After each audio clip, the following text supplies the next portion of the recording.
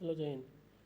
हमने अपनी पिछली वीडियो में तुमको क्या बताया था कि 3D मॉडलिंग और 3D बेसिस में कैसे स्विच करोगे, और विजुअल स्टाइल और व्यूज़ और कोऑर्डिनेट्स क्या होते हैं ये बताया था।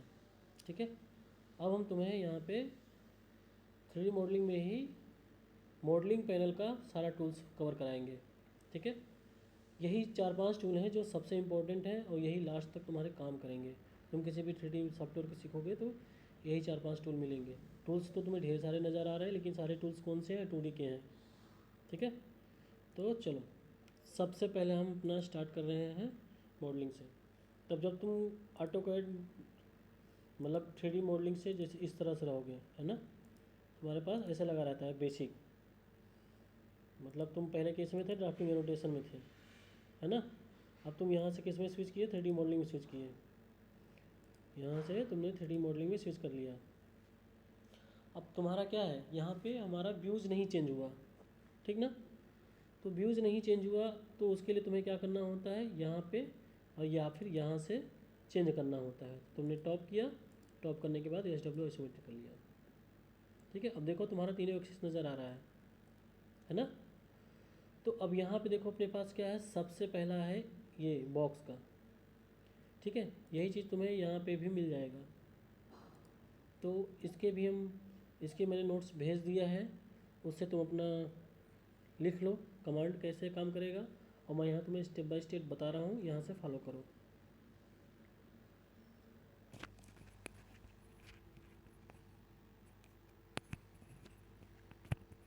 ठीक है, तो सबसे पहला हमारा क्या है, बॉक्स है।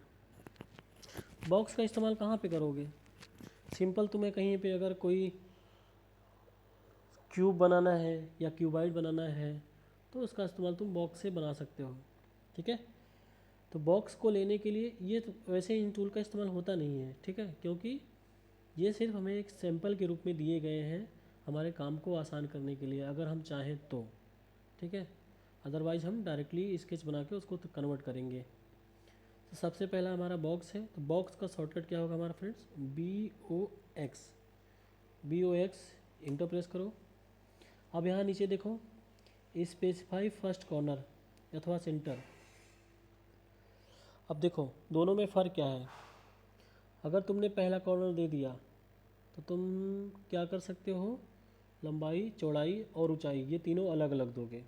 ठीक है, अगर तुमने सेंटर सेलेक्ट कर लिया तो तुम क्या दोगे, जो भी वैल्यू डालोगे वही तुम्हारा लेंथ होगा, वही तुम्हारा विड्थ होगा, वही तुम्हारा हाइट होगा। तो कहने का मतलब है, एक तुमने घन सुना होगा, एक सुना होगा घनाभ।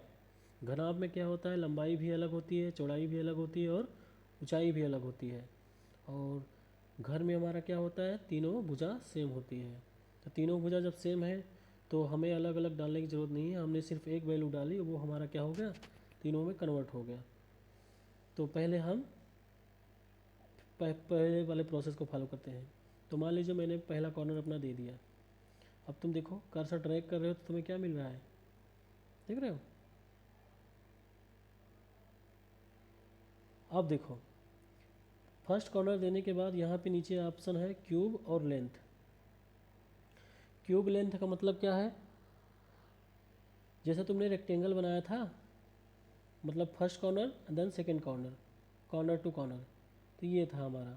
और वहीं जब तुम पहले सेंटर लेते तो तुम्हारा वो सेंटर में, मतलब ये जो अभी हमारा कर्सर एक कॉर्नर पे है वो हमारा कहाँ पे आता, सेंटर पे आता। तो अभी उसको भी बताऊँगा। पहले तुम BOX इंटर करने के बाद तुमने पहला कॉर्नर दिया है। अब पहले कॉर्नर के बाद तुम्हारे पास दो ऑप्शन हैं। अब उसमें तुम नोट्स में देखोगे, तुमने उसमें दो शाखाएं की हैं।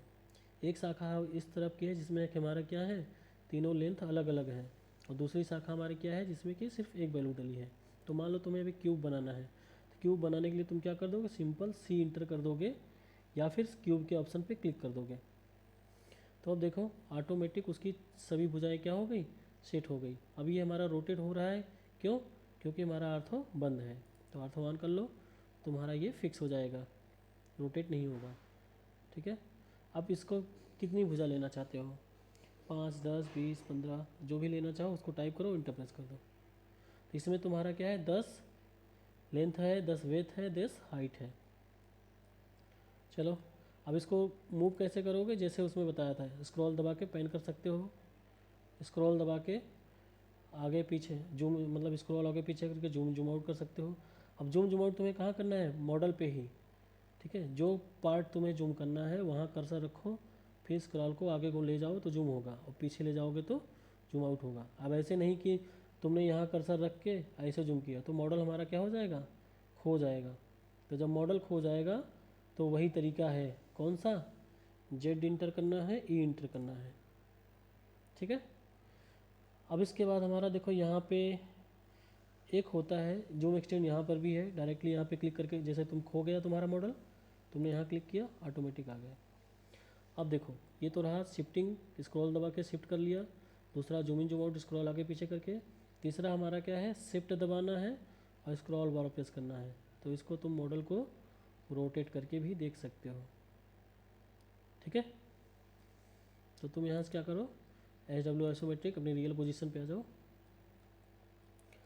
अब हमारे पास क्या है, बॉक्स है, फिर से मैंने बॉक्स लिया या फिर BOX इंटर किया, पहला कॉर्नर पॉइंट दिया। अब हमने ले ली लेंथ, मतलब हमें तीनों अब अलग अलग रखना है, तो हमने क्या किया, L इंटर किया। अब लेंथ डाली मैंने कितनी, लेंथ मानो डाल दी मान लो 20। फिर हमसे पूछ रहा है वेथ, तो वेथ मैंने डाल दी कितनी, 10। फिर हमसे पूछ रहा है हाइट, तो हाइट मैंने डाल दी कितनी, 8। समझ गए। तो अभी ये क्या था, कॉर्नर वाइज था कि एक कॉर्नर से दूसरे कॉर्नर पे पकड़ रहा है। अब मान लो तुम्हें सेंटर के सापेक्ष बनाना है, मतलब तुम क्यूब के सेंटर दो और उसके चारों तरफ तुम्हारा लेंथ वेथ इक्वल बटा रहे हैं। तो बॉक्स ले लो और यहाँ से सेंटर सेलेक्ट कर लो। अब तुम सेंटर दो, अब आगे का प्रोसेस तुम्हारा सेम रहेगा। तो मतलब अभी ये सेंटर से पकड़ा हुआ है, तो कहने का मतलब है सेंटर से 5 इधर 5 उधर, सेंटर से 10 इधर 10 उधर, ठीक है। बाकी आगे का प्रोसेस वही है, C इंटर करो और 10 डाल दो। अच्छा, तो अभी तुम्हें अगर ये सेंटर वाला ऑप्शन नहीं समझ में आया तो फिर से देखो, बॉक्स लियो। अब इसका सेंटर तुम्हें दिखा, तो इसका सेंटर पे ही क्यूब बनाना है, मतलब जिस पोजीशन पे है ऐसे ही बनाना है। तो तुम क्या करोगे, C इंटर करोगे। अब देखो, मान लो तुमने क्या किया, सेंटर दे दिया। अब देखो, आओ भी यहाँ पे ले लो C क्यूब का, देख रहे हो कैसे हो रहा है। अब तुम डाल दो यहाँ पे 4 और यहाँ से कर लो वायर फ्रेम, ठीक है। ये देखो, तो ये तुम्हें हमेशा गड़बड़ लगेगा। तो जब भी तुम 3D मॉडलिंग में काम करोगे, ठीक है, कोई भी डिज़ाइन तैयार करोगे तो वायर फ्रेम में रह के ही काम करोगे, क्योंकि ये काफ़ी एडवांस नहीं है। जब हम दूसरे सॉफ्टवेयर सीखते हैं ना, तो इस फेस पे काम करना है तो तुम इस फेस पे ही सेटिंग करके काम कर सकते हो, जबकि कैड में तुम्हारा ऐसा नहीं है, इसमें तुम्हें थोड़ा सा दिमाग लगाना पड़ेगा। तो बॉक्स तुम्हें समझ में आ गया। अब इसके आगे का देखो, दूसरा ऑप्शन है सिलेंडर। तो सिलेंडर को हम अगले वीडियो में बताते हैं, ठीक है।